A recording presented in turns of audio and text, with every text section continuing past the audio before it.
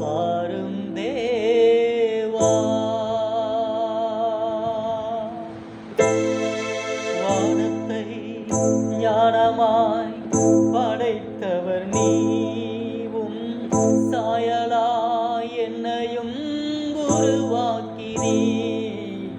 வானத்தை ஞானமாய் படைத்தவர் நீ, உம் சாயலாய் என்னையும் உருவாக்கினீர்.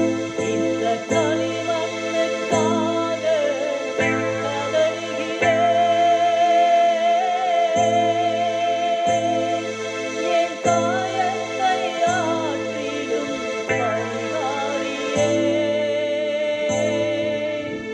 இந்த களிமண்ணுக்காக கதறுகிறேன்.